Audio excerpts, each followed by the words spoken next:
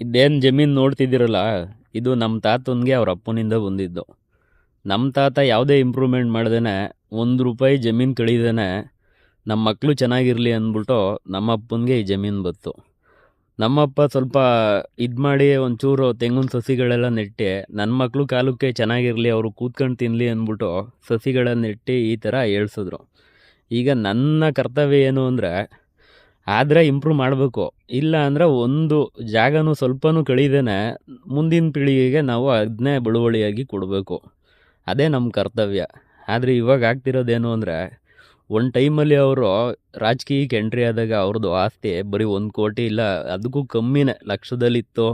ಅವಾಗ ಯಾವಾಗಲೇ ಹೇಳ್ತಿದ್ರು ಸಾಲ ಮಾಡಿ ನಾನು ಎಲೆಕ್ಷನ್ ನಿಂತ್ಕೊಂಡು ಗೆದ್ದೆ ಅಂದ್ಬಿಟ್ಟು. ಬಟ್ ಇವತ್ತು ಅವ್ರ ಆಸ್ತಿ 1,500 ಕೋಟಿ ಆಗೈತೆ. ಈಗ ನಾವು ಇರೋ ಜಮೀನ ಕಳ್ಕೊಂಡು ಅವ್ನು ಕೂಡ 2 ಕೋಟಿ 3 ಕೋಟಿ ಆಸೆಗೆ ನಾವು ಊರು ಬಿಟ್ಟು ಖಾಲಿ ಮಾಡಿದ್ರೆ ಮುಂದಿನ ನಮ್ಮ ಜೀವನ ಏನಾಯ್ತದೆ ಅಂದರೆ ಅದನ್ನ ಯಾರು ಊಹೆ ಮಾಡ್ಕೊಳ್ಳೋಕ್ಕೂ ಆಗಲ್ಲ. ಇರೋ ದುಡ್ಡೆಲ್ಲ ಹೋಗಿ 2 ಸೈಡ್ ತಗೊಂಡು ಮನೆ ಕಟ್ಟೋಷ್ಟಲ್ಲೇ ಖಾಲಿ ಆಯ್ತದೆ. ಇನ್ನು ಮತ್ತೆ ಇವರು ಸ್ಮಾರ್ಟ್ ಸಿಟಿ ಮಾಡಿರೋ ಜಾಗದಲ್ಲಿ ಏನಾದರೂ ಬಂದು ನಾವು ಸೈಟ ತಗೊಳ್ತೀವಿ ಅಂದರೆ 70-80 ಲಕ್ಷ ಬರೀ 30-40ಗೆ ಹೇಳ್ತಾರೆ. ಆದರೆ ಇಲ್ಲಿ ಅರ್ಥ ಮಾಡ್ಕೋಬೇಕಾಗಿರೋದು ಏನಂತಂದರೆ, ಇವರು ಯಾವುದೇ ರೀತಿ ರೈತರ ಪರವಾಗಂತೂ ಇಲ್ಲ.